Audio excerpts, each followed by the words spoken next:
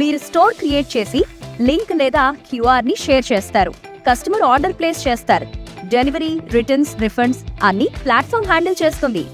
మధ్యరాత్రి 1:45 జరిగినటువంటి ప్రమాదం ఒకసారిగా ఉలిక్కి పడేలాగా చేసింది. 36 మందితో వెళ్తున్నటువంటి ప్రైవేటు ట్రావెల్ బస్సులో ప్రాణాలతో బయటపడ్డారు ప్రయాణికులు. అయితే ఈ ప్రమాదంలో 2 డ్రైవర్లు, ఒక క్లీనరు మృత్యువాత పడ్డారు. అత్యంత సజీవ దహనం అంటే పూర్తి స్థాయిలో కాలి బూడిదైపోయినటువంటి పరిస్థితి కనిపిస్తోంది. అయితే నెల్లూరు నుంచి హైదరాబాద్ వెళ్తున్నటువంటి ప్రైవేట్ ట్రావెల్ బస్సు అక్కడ ఉన్నటువంటి రైట్ సైడ్ ఉన్నటువంటి టైర్ పేలడం, దీంతో పాటు డివైడర్ను ఢీకొట్టి రోడ్డు దాటి ఇటు సైడ్ రావడం, ఆపోజిట్ వెళ్తున్నటువంటి అంటే నంద్యాల నుంచి ఆళ్లగడ్డ వైపు వెళ్తున్నటువంటి భారీ ట్రక్కు ఢీకొట్టడంతో ప్రమాదం తీవ్ర స్థాయి పెరిగింది. ఒకసారిగా మంటలు చెలరేగినటువంటి పరిస్థితి ఉంది. ఇప్పుడే తాజాగా మనం చూస్తూ ఉన్నాం. ఘటన జరిగిన తర్వాత ఈ స్థలాన్ని చూసేందుకు స్థానికులంతా కూడా వచ్చి పరిశీలిస్తున్నటువంటి పరిస్థితి అయితే చూస్తున్నాం. కాసేపటి క్రితమే ఇక్కడ ఉన్నటువంటి ప్రైవేట్ ట్రావెల్ బస్సు అయితే ఆపోజిట్ ఢీకొట్టి ప్రమాదానికి కారణమైనటువంటి వాహనం ట్రక్ ఏదైతే ఉందో ఆ ట్రక్ను కూడా పక్కకు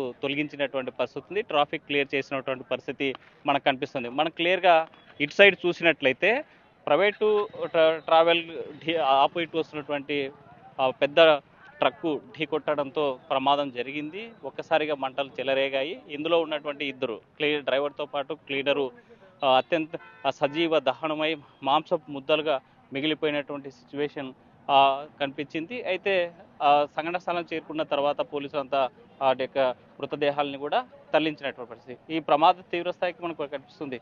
మరి చాలా స్టాండ్ గాను లేకపోతే ఇక్కడ ఉన్నటువంటి స్టీరింగ్ చూసినట్టయితే పూర్తిగా కాలిపోయి ఓన్లీ ఇక్కడ ఉన్న కడ్డీ మాత్రమే, ఇక్కడ ఉన్నటువంటి చిన్న మన వీల్ మాత్రమే కనిపిస్తున్నటువంటి పరిస్థితి స్పష్టంగా కనిపిస్తుంది. ఒక్కసారిగా వేగంగా వచ్చి ఢీకొట్టడంతో నుజ్జు అయిపోయినటువంటి సిచ్యువేషన్ స్పష్టంగా కనిపిస్తుంది. ఇందులోనే ఈ ట్రక్కు సంబంధించినటువంటి డ్రైవరు అలాగే ఉండే కుర్చీలోని కూర్చి దహనమైపోయినటువంటి పరిస్థితి ఉంది అని చెప్పి స్థానికంగా సంఘటనా స్థలంలో ఉండేవారు చెప్తున్నటువంటి పరిస్థితి.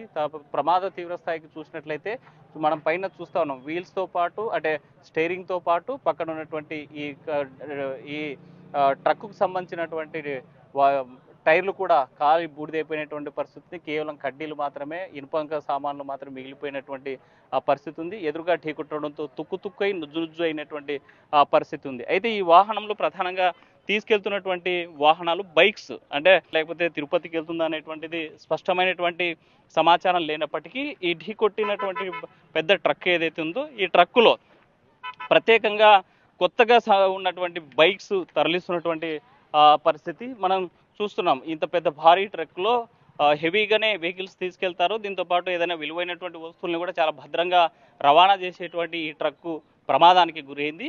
ప్రమాదానికి గురి కావడమే కాదు, ఇందులో తీసుకెళ్తున్నటువంటి ఏదైతే బైక్స్ ఉన్నాయో మనకు కనిపిస్తున్నాయి. ఒక సైడ్ ర్యాక్లో ఉన్నటువంటిది ఖాళీగా ఉన్నప్పటికీ ఇంకో సైడ్ ఉన్న వెహికల్స్లో మొత్తం చూస్తే వాహనాలు పూర్తిగా ఇక్కడ ఉన్నట్టు 2 వీలర్ యొక్క బైక్స్ని పూర్తిగా కాలిపోయినటువంటి పరిస్థితి. ఇవి పెట్రోల్తో నడిపించేది కాదు, కానీ బ్యాటరీ ఎలక్ట్రికల్ సంబంధించినటువంటి వస్తువుగా లేకపోతే ఎలక్ట్రికల్ సంబంధించినటువంటి బైక్స్గా చెప్తున్నటువంటి పరిస్థితి అయితే ఉంది. పూర్తిగా మనకు కాలిపోయినటువంటి సిచ్యువేషన్ కనిపిస్తుంది. ఎందుకంటే ఒకవేళ పెట్రోల్తో నడిపించేదంటే పెట్రోల్ ట్యాంకులు ఉండేవి, కానీ ఇందులో బ్యాటరీలు ఉండడం వల్లే ఎక్కువ ప్రమాదం జరిగింది, ఎక్కువ దహనం అయిపోయినటువంటి సిచ్యువేషన్ కారణమైంది. ఒకవైపు ట్రావెల్కు మొదటిగా బస్సులో అగ్ని జ్వాలలు వచ్చాయా లేకపోతే ట్రావెల్స్ బస్సు ఈ ట్రక్కు ఢీకొట్టిన తర్వాత వచ్చిందా అనేటువంటి తెలియదు, కానీ స్థానికంగా మాత్రం ఒకసారిగా మంటలు చెలరేగడంతో ఎదురుగా అంటే ఆపోజిట్లో ఉన్నటువంటి డ్రైవర్స్ అటు ప్రైవేట్ ట్రావెల్ డ్రైవరు ఇటు ట్రక్లో ఉన్నటువంటి డ్రైవరు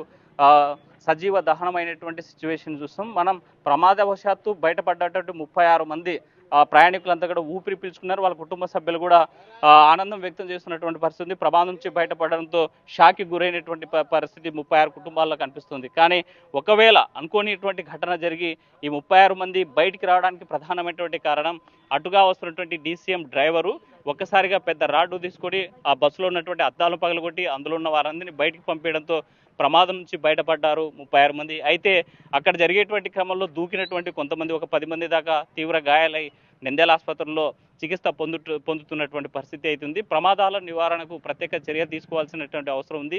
కర్నూలు జిల్లాలోనే ప్రధానంగా చూసినట్లయితే ఇటీవల కాలంలో చిన్నటేగుర్తి వద్ద జరిగినటువంటి ఘటనలో 19 మంది సజీవదహనమయ్యారు.